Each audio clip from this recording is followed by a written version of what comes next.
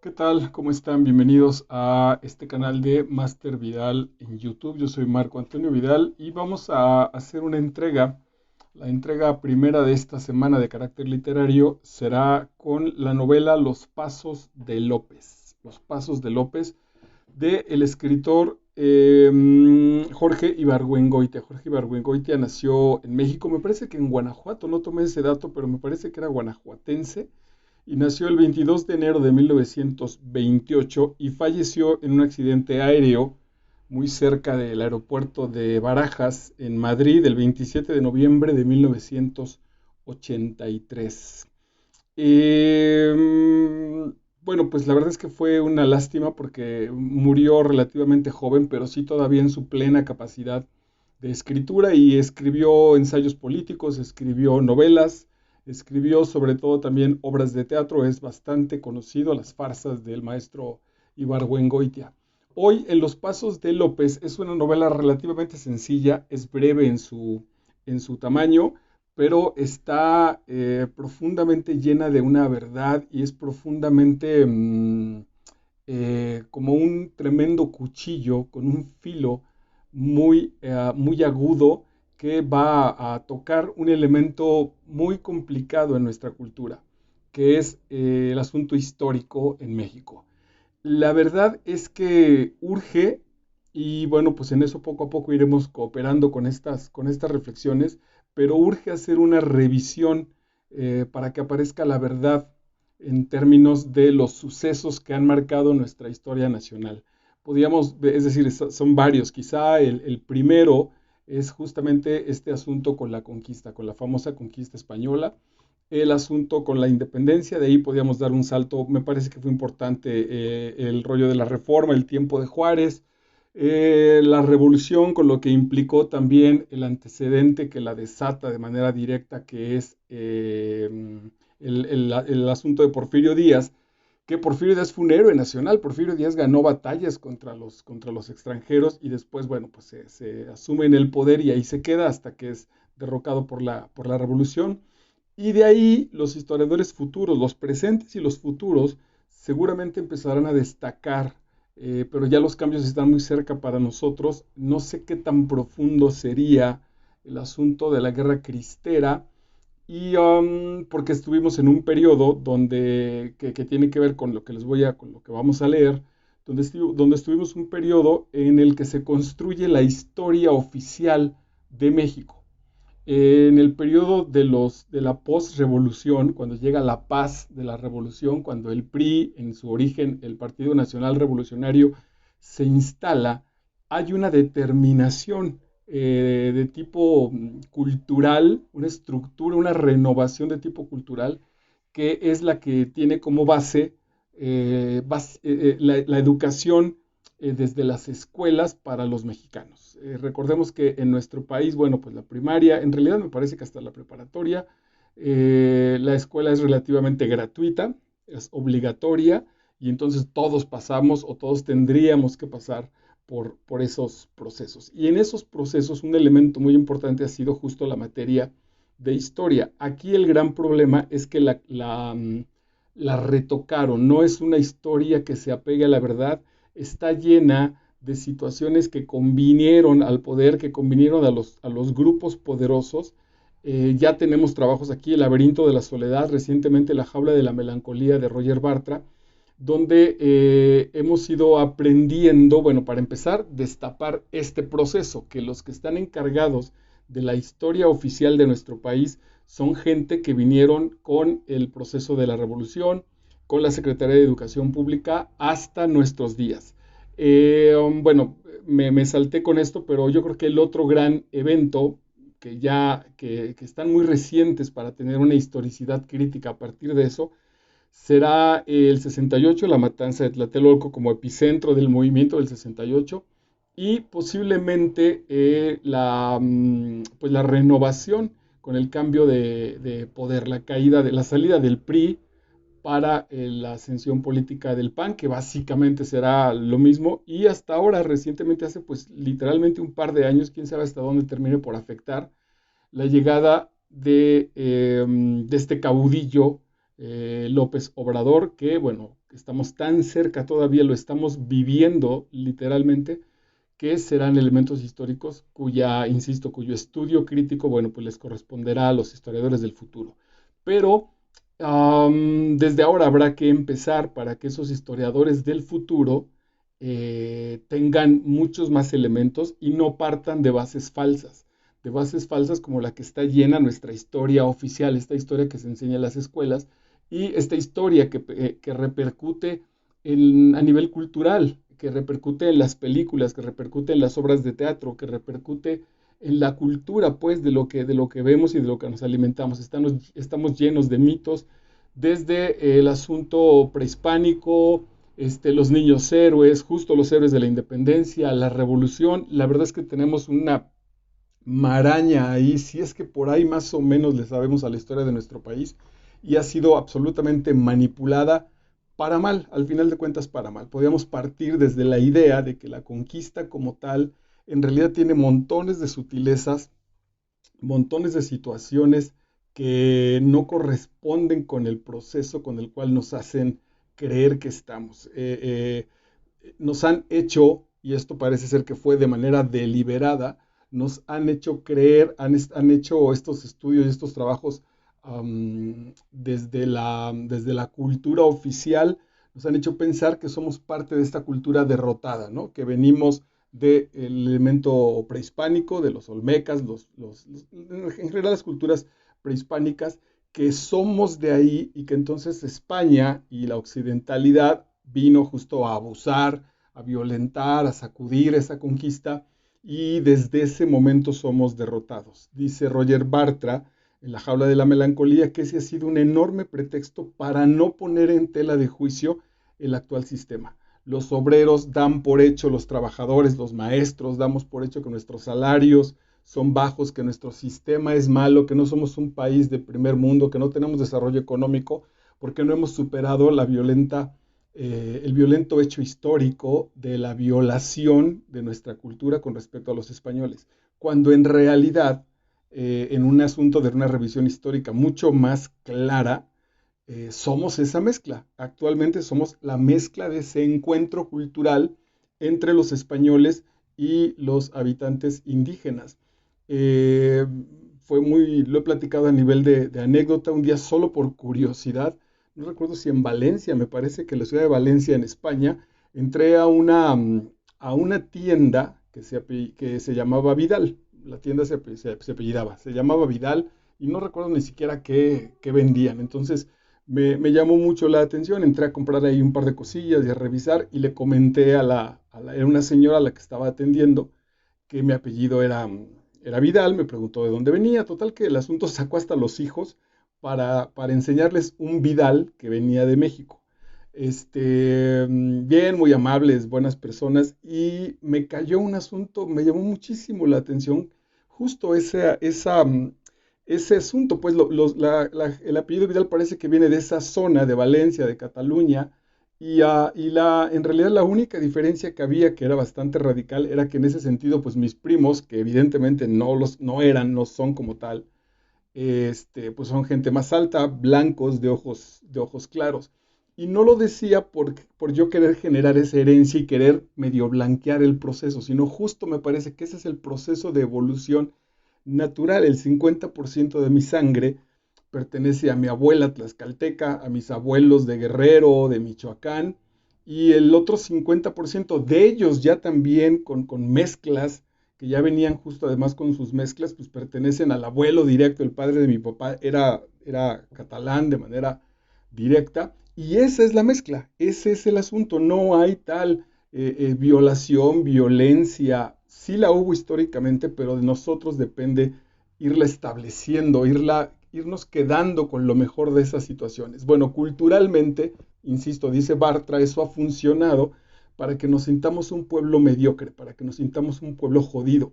Fíjense que esa vez que salí de esa tienda, sí funciona esa especie de racismo que nosotros mismos traíamos, porque el gran cotorreo de la gente con la que fui fue justamente ese, como intentar apenarme, como intentar hacer mofa, un poco de broma, yo no sé si mal intencionada, pero un poco de broma como de que hay dos tipos de Vidal, los Vidal blancos, altos, güeros, de ojos claros, y los Vidal como yo, más bajos, morenos, mexicanos. De tal manera que nos han convencido de esa situación. Para estos mismos Vidal españoles, el asunto fue mera curiosidad. No dijeron, ay, mira cómo nuestra raza está denigrándose y se está poniendo prieta. En absoluto, fue incluso un asunto de alegría. Eso es en realidad lo que tendría que estar sucediendo, pero históricamente ha sido un enorme pretexto para dejar de criticar. Entonces yo ya no critico si mi trabajo tiene sentido, si gano lo suficiente, ya no critico si por qué mis hijos no tienen una magnífica educación, yo mismo, por qué como profesional no tengo oportunidades de tener calidad en universidades, en el servicio, etcétera, sino que asumo que soy un pueblo jodido, asumo que soy parte de los pobres, de los violados, de los jodidos, y en esa situación metafísica, en esa situación intelectualoide, me distraigo de las cosas que sí podría estar resolviendo, pero que claro, que a determinado grupo de poder no le conviene. Y este determinado grupo de poder, sin duda, pues han sido básicamente los dirigentes políticos. Y también esta ola cultural, porque en el asunto cultural en México se maneja por grupos. Los grupos que están cerca del aparato político, que están cerca del poder, pues se repartirán las becas, los trabajos, las universidades, etcétera, etcétera. Y también vale entonces esta especie de justificación de no me lo merezco, pues porque soy moreno, porque no hablo inglés, lo que quieras como justificación para no ver las contradicciones sociales. Ese ha sido uno de los primeros elementos. El otro que me parece que es muy importante es justo pensar que la revolución la han intentado convertir en una especie de un enorme cambio que nos trajo la diferencia entre habitar un estado relativamente salvaje, campirano, frente a la posibilidad del desarrollo. Lo que finalmente podríamos decir con la revolución es que convirtió a México en un país moderno. Comillas enormes, porque si bien es cierto que sí hay muchos cambios, que sí ha habido muchos beneficios, también es que todavía somos parte de poblaciones que parece que son dignas de los pueblos más pobres de África o los pueblos más pobres de Asia o de nuestros propios hermanos de América Latina. Sí es cierto que hay puntos de desarrollo, yo diría que básicamente en las ciudades más importantes, las ciudades que se han mantenido y que han generado un crecimiento, pero mucha situación del campo, la diferencia entre los campesinos mexicanos y los campesinos franceses, por ejemplo, es radical. No me voy a extender, pero es radical, es otro mundo. Cuando te encuentras con un campesino, se me escapa la palabra, pero sí, pues alguien que trabaja en el campo, que se dedica a los animales y un poco por ahí a sembrar, que no es ningún potentado en Francia, te das cuenta que va de vacaciones a cualquier parte de Francia, sus hijos pueden estudiar en cualquiera de las escuelas, sus casas son absolutamente cómodas, tienen todos los implementos tecnológicos, tienen muchísimo apoyo, tienen una educación que los sustenta y uno dice, Dios santo, los campesinos de mi país son absolutamente otra cosa. Bueno, pues esa situación, esos campesinos y esa justificación viene dada del elemento histórico. Ok, ¿qué es los pasos de López? Los pasos de López es el sentido donde Ibargüengoitia, sin duda jugando, sin duda utiliza la literatura y no se responsabiliza de generarlo en un tema histórico, no hace un ensayo histórico. No sé si porque no tiene la verdad, que me parece que está muy cerca de que lo que él cuenta sea lo verdadero, o la otra, porque a propósito, en el genio de Ibargüengoitia se propone, determina que si hace un ensayo histórico, nadie lo va a leer, correrá el riesgo justo de ser abandonado y que por otro lado no se corresponde con el espíritu histórico real de lo que ocurrió. Entonces, los pasos de López es básicamente los pasos que elabora Miguel Allende, el prócer de la patria, don Miguel Allende y Costilla, que elabora cuando se cumple de la historia, la novela empezará 2 meses antes del famoso golpe de independencia, que nosotros conocemos como el 15 de septiembre, hasta una semana después, posiblemente un mes después. En esos 4 meses, Ibargüengoitia nos cuenta qué sucedió. Le cambia el nombre al poblado, le cambiará los nombres a los personajes, pero básicamente son perfectamente identificables. Posiblemente, ya no tampoco me metí demasiado, no sé si el personaje, nuestro militar que se cuela a esta junta independiente, a esta junta insurgente, esté hablándonos de Vicente Guerrero. Es probable, me parece que él está asumiendo el rol de Vicente Guerrero. Y empieza marcándonos pues, las enormes diferencias y lo que empezaba a ser la gestación de un asunto independiente, que no tiene que ver ni con la patria, ni con la esclavitud, ni con elementos heroicos.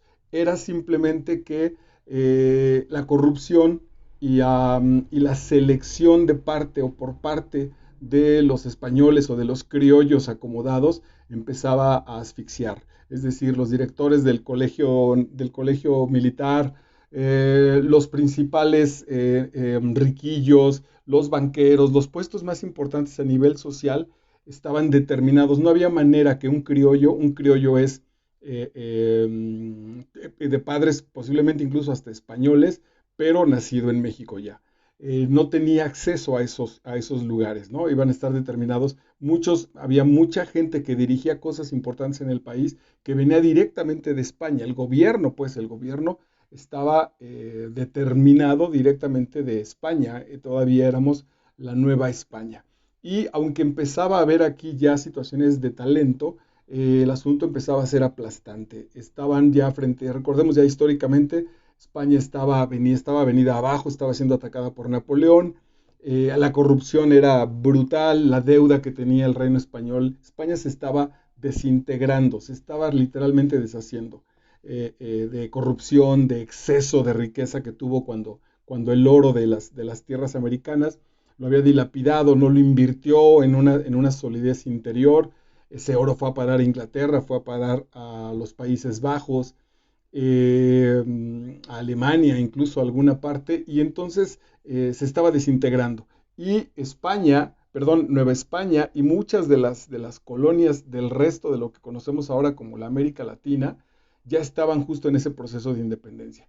Y vamos a llegar a un grupo de seres humanos absolutamente normales, gandallas, abusivos, convenencieros, tramposos, nobles también, sin duda, llenos de sexualidad, muy parranderos, muy fiesteros, y sin la menor sentido que nos han estado vendiendo como de que sabían que iban a salir en las estampitas o que sabían que iban a estar en la bandera o en las estatuas y que se les iba a hacer homenajes perennemente. No, seres humanos, yo diría incluso casi literalmente como nosotros. Nuestro personaje principal está sin trabajo y de pronto pasa en Perote un tiempo, él tiene estudios militares no bien hechos, porque el colegio militar es un desmadre, porque no les enseña lo que tenían que aprender, porque el país también de este lado estaba de cabeza, estaba lleno de corrupción, lleno de pobres, un desmadre verdaderamente. Y entonces él se acerca a este pueblo de Guanajuato, lo que entendemos que actualmente debió ser Dolores, el pueblo de Dolores en el actual estado de Guanajuato, y viene a caer ahí en un grupo que hacen unas tertulias literarias, que hacen obras de teatro, que beben mucho, que juegan muchísimo, lo cual comanda como líder intelectual un sacerdote, don Miguel Hidalgo, que en este caso le llama don Periñón. Don Periñón es ese sacerdote muy culto, habla y escribe latín, me parece que está también bastante adelantado en el inglés y en el francés. Está intentando tejidos de seda, le gusta la tecnología, es un tipo muy, muy, muy, muy capaz. Es artista también, sin duda alguna, es absolutamente mujeriego, se va de parranda, paga prostitutas, es perfectamente conocido en el prostíbulo más grande, es muy amigo de la encargada, de la madrota, le podríamos llamar, son verdaderamente compadres. y seguramente el tipo conoce a todo el burdel al que habita cerca del pueblo. Y pues los domingos da misa, es muy amigo, conoce a todos los campesinos por su nombre y conoce los problemas de los campesinos. Campesino que pasa le pregunta cómo está su hijo, si ya se recuperó su hijito pequeño, cómo está su suegra, manda a saludar a toda la gente. Entonces la gente le tiene muchísimo aprecio. En realidad es un caudillo ad hoc. De cuestiones militares no sabe gran cosa, y también nos comenta, nos cuenta Ibargüengoitia todos los entremanejes y los entretejos de ese grupo. A él mismo, a nuestro narrador, que supongo que será Vicente Guerrero, le hacen una trampa, le hacen pasar el examen para ser el comandante de las Fuerzas Armadas de esa zona, lo ayudan, le cubren mientras está en el examen, le distraen ahí a uno de los sinodales para que él haga ahí una pequeña trampa, para hacerle trampa a los otros y gana, pues gana el concurso y se queda. Él empieza a sospechar que algo está ahí rarito, lo invitan a esta reunión de las tertulias y pues ya se entera, ¿no? Ya al final de cuentas se entera, no le queda otra, le queda ser un militar mediocre, gris, con un límite pues por ser moreno y por ser mexicano, que nunca llegará a más, o está este otro lado, un ejército donde puede crecer, un ejército que puede ayudar a liberar a la patria sin ningún sentido, otra vez, ni patriótico, ni heroico, sino simplemente de este lado voy a ganar más, de este lado si me libero de estos patrones y de estos explotadores puede haber situaciones mejores, y sin duda tampoco jamás ha de haber imaginado que iba a ser un héroe de la patria. Y entonces decide participar de ese grupo, está lleno de estas situaciones de festejos, de que van a visitar a las putas, de situaciones nobles. Hidalgo es un tipo muy disciplinado, es un tipo muy entregado con su comunidad, sabe de medicina, es un poco el psicólogo, el sacerdote, el viejo, es muy, muy entregado justo con su comunidad, lo quieren muchísimo.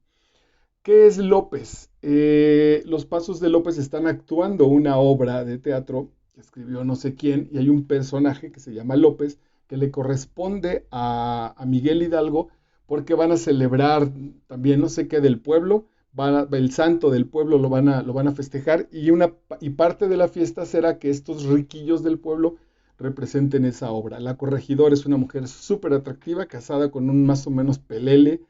La corregidora es coquetísima, se acerca a todo el mundo, les tira la onda a todo el mundo, les pone su distancia porque es una maravillosa manipuladora, es una gran mujer en el sentido político, pero evidentemente ella no podría liderar ni ponerse por delante por el brutal machismo que está en esa época, pero se acomoda, sabe manejar muy bien sus fichas, sus piezas para acomodar las cosas y conseguir lo que ella quiere. Coquetea francamente con nuestro personaje, le habla al oído, le dice cositas, y por ahí también se puede dar a entender que tenía sus quereres con con este sacerdote. Eh, ¿Por qué lo utiliza? Más allá de que fuera un asunto histórico y que fuera real, ¿cómo es que lo utiliza Ibargüengoitia?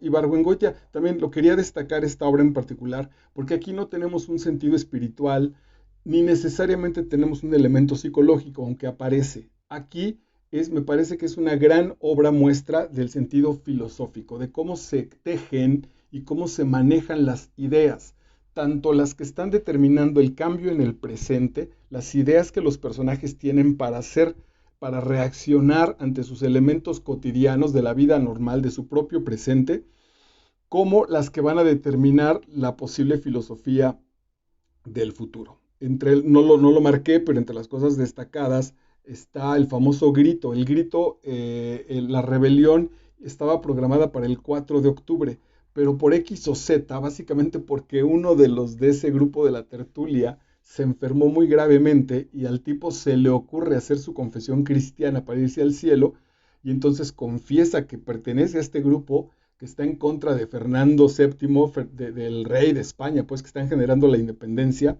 y el sacerdote que lo confesó, que no alcanzó a ser Periñón, Miguel Hidalgo hubiera querido tener esa confesión pues para guardársela y ya, sino lo tuvo que confesar otro sacerdote, el otro sacerdote abre la boca y no puede con el cargo, lo platica, y entonces viene el asunto al cual no le hacen mucho caso.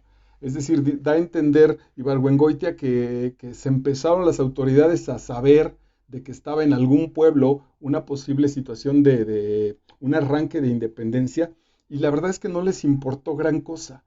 Ahí hay un dejo muy interesante, no les importó porque todo el mundo estaba muy ocupado en lo suyo, y en lo suyo era robar y era agandallarse, era el reino del abuso, era el reino, era la tierra del se puede hacer lo que se te pegue tu gana. La gente vivía en casas prestadas o en casas que se habían, digamos, de buena fe, les habían prestado una casa y después se intentaban apropiárselas. Había un asunto legal brutalmente injusto.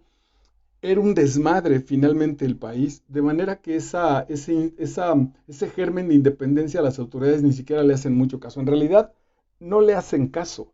Hay un punto ahí importantísimo, que el ejército se siente derrotado ya viendo las primeras luces de lo que era la Ciudad de México, ya a tiro de piedra, pero el ejército quedó muy madreado de la batalla anterior, el ejército insurgente, de manera que deciden regresarse, porque ese ejército traía machetes, traía piedras y traía un montón de gente sin disciplina militar, que era, más bien yo lo pensaba, una especie de peregrinación enorme. Lo que traían era gente, no sabía pelear esa gente. Entonces, cuando se enfrentaban con un ejército serio, les ponían una madriza con los federales, con los reales, perdón, con el ejército realista.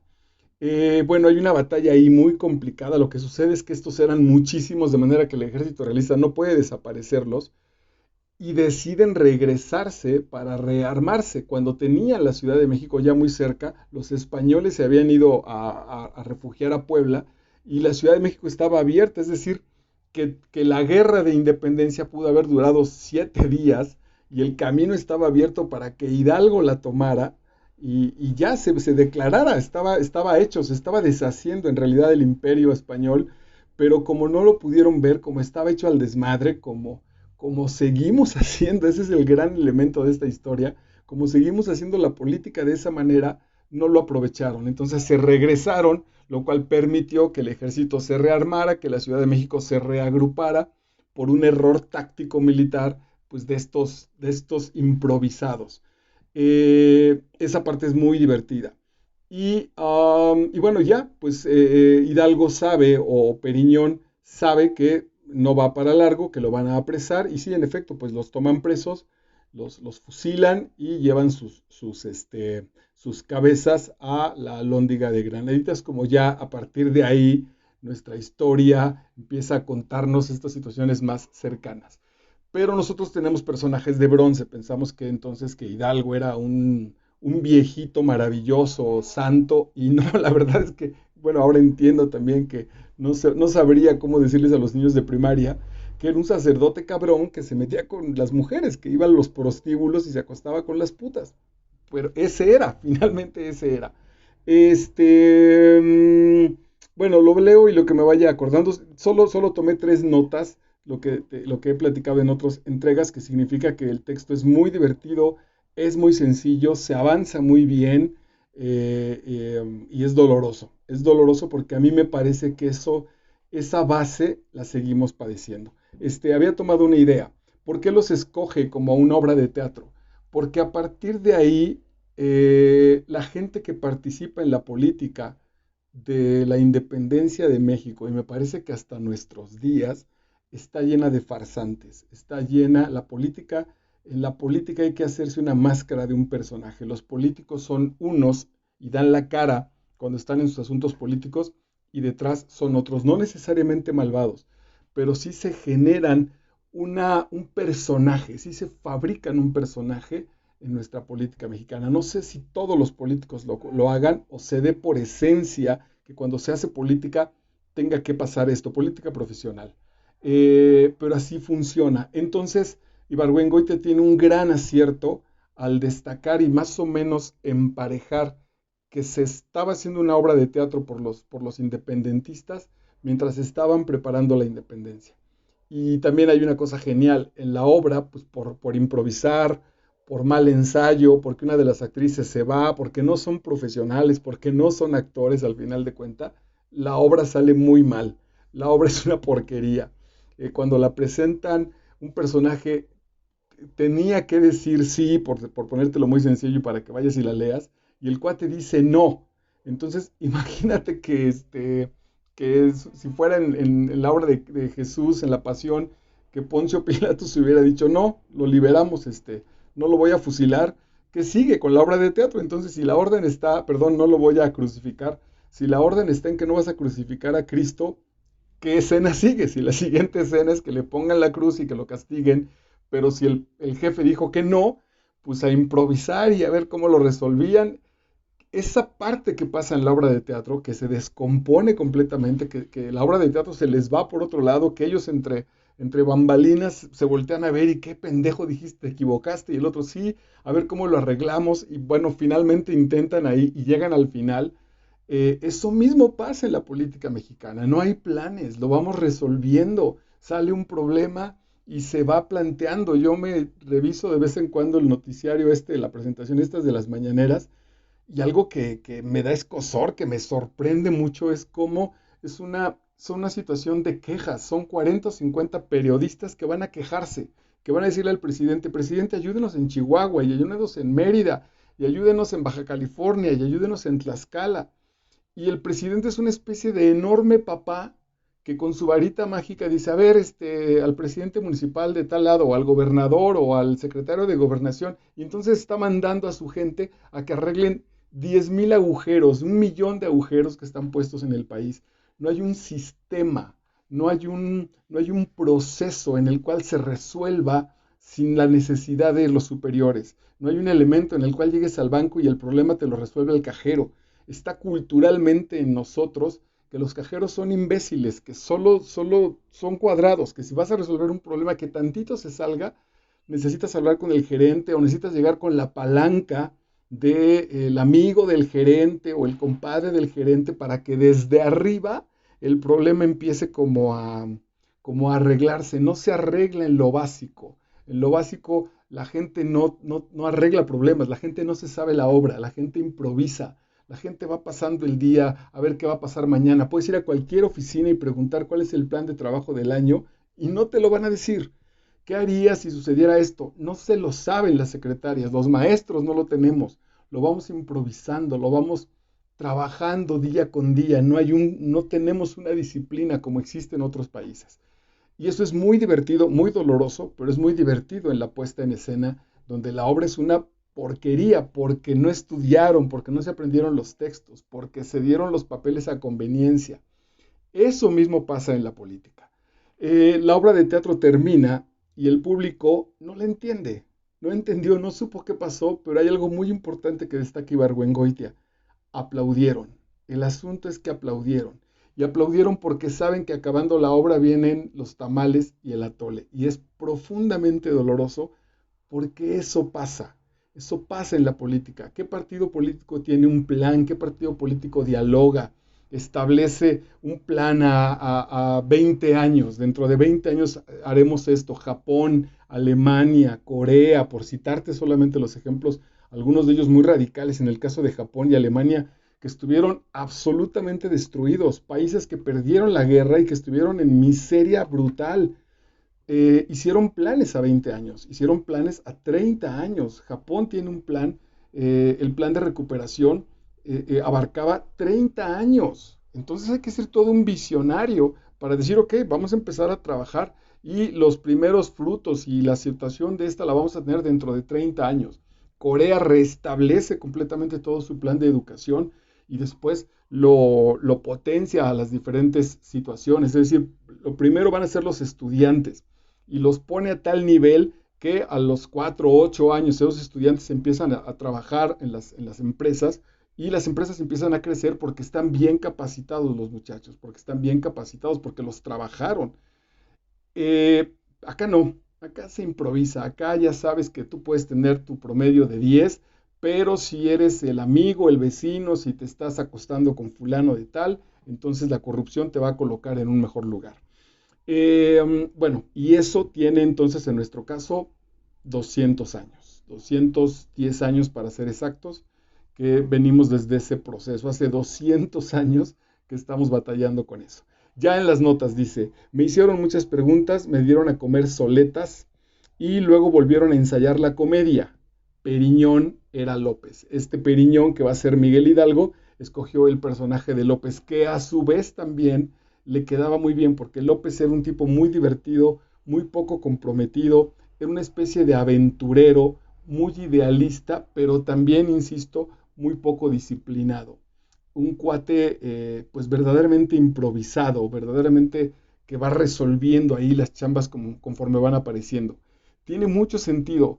Ese es el padre de nuestra patria, ese es el padre de nuestra independencia, de ahí venimos, ¿no? Si tuviéramos que trabajar con estos personajes ya de manera independiente o individual, tendríamos que revisar a Cortés, tendríamos que revisar a Moctezuma, a la famosa Malinche y después justo también a Miguel Hidalgo, a José María Morelos, ¿no? Que la historia oficial, insisto, al mostrarlos como lo que eran, como eran sacerdotes de su comunidad, pues entonces nos gana pensar que tenían esta vida moral, intachable, y no, Morelos también, Morelos tenía mujer y creo que era su sobrina, la que era su esposa, tuvo hijos y incluso la comunidad lo vivía como tal, no tenían problema.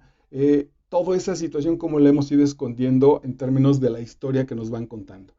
Periñón y Carmelita, Carmelita era lo que vamos a entender a la corregidora, platicaban con Pablo Berreteaga, quien daba la espalda a su cañón y no se daba cuenta. Es lo que te digo que este personaje del ejército que le van a hacer trampa. Tiene un sentido sociológico bien interesante. ¿Cuándo surge la trampa y cuándo surge la corrupción? Cuando el sistema ya no es abierto. Si el sistema va a determinar que solo los españoles o solo los blanquitos van a poder tener los puestos de mando, los puestos superiores, entonces no tiene caso la competencia. Y entonces cuando surja esa competencia, no voy a competir de manera leal porque voy a perder. Si yo soy moreno, voy a perder. Entonces voy a hacer trampa. Voy a elaborar situaciones por fuera para hacerle trampa y que caiga el otro. Eh, esa falta de legalidad la seguimos viviendo en el país. Los políticos se siguen preocupando mucho más por hacer trampa y por mostrar lo malo de los otros que por negociar, que por generar un plan, que por sentarnos a generar un plan de beneficio para todos. No hemos aprendido, por ejemplo, me parece que hay un mal en general también con los ricos de nuestro país, en México, que no están dispuestos a negociar nada, no quieren perder absolutamente nada, quieren pasar por encima de lo que sea. Y no, al final de cuentas, no es así la vida. En la vida tenemos que empezar a negociar, tenemos que empezar a asumir que hay situaciones en las que sacrifico un poco de comodidad, de lujo, de lo que tú quieras, con tal del beneficio para todos. Ya no digamos de un asunto espiritual donde entonces la tradición mística establece que la gente que tiene dinero viene determinada incluso hasta desde el cielo. Desde el cielo saben quién va a tener dinero porque ese dinero es un servicio, es un regalo que nosotros, que cada una de las personas que tiene dinero, tiene que establecer y tiene que repartir para la mejora de la comunidad, no para un asunto propio, no para los hijos, no para acumular, sino justamente para distribuir, porque esa es la bendición, en este caso del dinero o de los bienes materiales. Pero bueno, estamos muy lejos de esa situación espiritual, pero cuando menos habrá una especie de negociación relativamente sana, donde no todo será para mí. Puedo ceder un poco o un mucho si es necesario a cambio de que no haya robos, a mis hijos no los secuestren, de que a mis hijas no las molesten en la calle, de una paz social que muchísima falta nos hace. Para esa paz social, un elemento imprescindible tendría que ser erradicar la brutal diferencia en la pobreza. Mientras tengamos personas muy pobres o mientras tengamos, el otro día pensaba aquí cerca al banco al que voy, hay un crucero y se volvió interesantísimo ese crucero ahí cerca del banco donde voy porque a esta hora, 4 o 5 de la tarde, debe haber unos 30 jóvenes trabajando, entre los que limpian vidrios y venden y sacan fuego y tocan una guitarra y hacen maromas. Ya hay un pequeño ejército ahí de gente joven, relativamente joven pues, como de 30 o 40 personas. Es brutal, ya hay una especie de compañía ahí, ya hay un centro de trabajo ahí en esas esquinas. Eh, ¿Por qué no están trabajando esos muchachos? Hay una pareja que tiene ahí una especie de canastita donde seguramente está un bebé todavía al que atienden, al que alguno de los dos seguirá viendo, o los dos se salen a limpiar parabrisas y luego regresarán a ver a su bebé. ¿Por qué no están trabajando estos chicos? Básicamente porque ganan más ahí.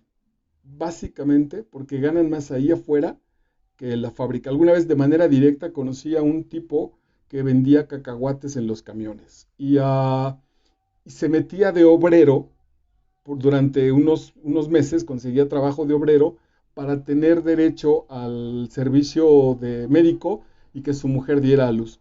Entonces, pero una vez que la mujer daba a luz y que tenía el servicio médico y que nacía su hijo, entonces el tipo renunciaba y se regresaba a vender cacahuates, porque vendiendo cacahuates en los camiones ganaba más que trabajando en una compañía, que trabajando en una empresa. Mientras eso no se resuelva, vamos a estar llenos de esa situación, pero eso no se resuelve otra vez porque no hay un plan, porque no hay una cultura de desarrollo, porque no hay una cultura de trabajo, porque todo lo vamos improvisando. Ok, finalmente entonces, el pueblo le contestó, esta es lo que te digo que es interesantísimo, porque nos han vendido que hay esta traición y entonces Hidalgo llama al pueblo a las 3 de la mañana, 4 de la mañana, toca la campana del pueblo de Dolores, el pueblo se junta, saca él el estandarte con la Virgen y dice, venga contra los gachupines y vamos por la independencia y entonces de ahí sale este ejército a empezar a hacer la ruta de la conquista.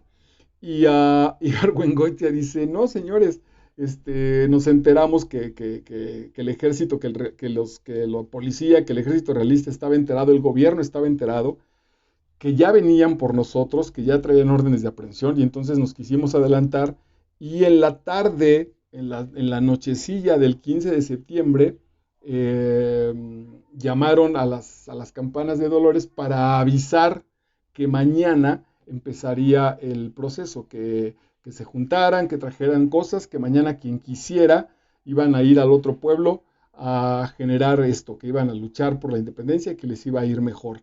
La gente no grita viva la Virgen, no grita muera los gachupines, grita arriba Don Periñón, arriba nuestro sacerdote. El cuate improvisa ahí con una imagen de la Virgen, su estandarte, y a las 10 de la noche la gente se va a dormir, ellos no saben exactamente qué hacer, y entonces se van y cenan un poco y se acuestan a dormir. No hubo tal ceremonia, no hubo tal gesta heroica, fue incluso antiheroica, fue absolutamente chafa, no hubo un balazo, no hubo una pelea, se quedaron diciendo, ¿qué hacemos? Nada, pues esperar que amanezca, vamos a descansar y mañana nos encontramos. Y al otro día también se encuentra con un ejército que no sabe hacer nada, no sabe ni marchar, tienen 50 machetes para 5,000 personas, van niños, va gente que se está realmente muriendo de hambre, nada, una farsa, incluso una tremenda paradoja. ¿Qué historiador se va a atrever a decir eso?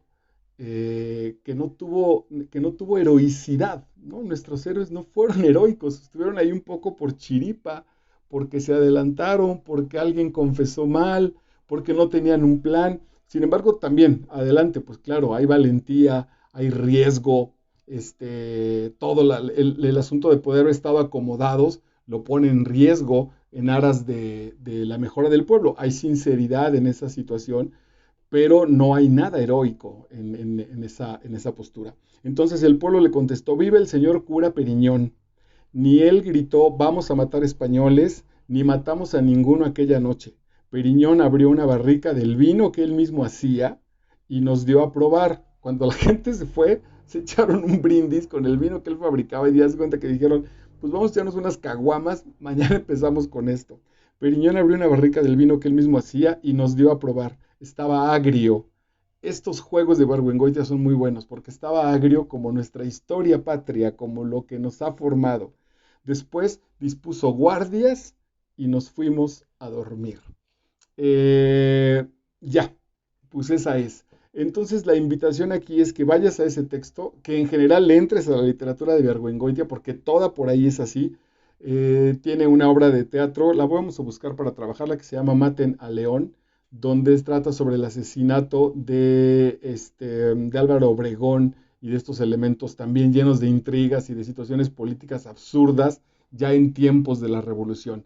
Ibargüengoitia fue un gran estudioso de la historia real, y se encargó de quitarle todo este oropel y toda esta basura y todos estos personajes mal acomodados. Cuando lo leía me daba mucha vergüenza porque la única obra histórica en la que trabajé, en la que he trabajado como actor, yo hacía justamente a Vicente Guerrero, y la obra era malísima, con unos textos espantosos, con posiciones así patrióticas, y ahora digo, guácala, qué ridículo estábamos haciendo. Sin embargo, eso es lo que la gente seguimos pensando que eso sucedió. Ojalá Ibargüengoitia nos sirva como un enorme pretexto para enterarnos y asumir esa verdad, y a partir de esa verdad, citando a un texto bíblico, pues ser libres. Dice que la verdad nos hará libre. Y además te vas a divertir muchísimo porque la obra es muy jocosa, es muy divertida y enormemente profunda, sin duda también brutalmente dolorosa. Pero bueno, eso somos, y dirían los psicólogos, si no asumimos, si no abrazamos lo que somos, no vamos a tener un proceso de sanación, no vamos a poder crecer. Ok, hoy creo que sí dije la fecha, 20 de mayo del 2021. Soy Marco Vidal y estás en Master Vidal en YouTube. Gracias por tu compañía.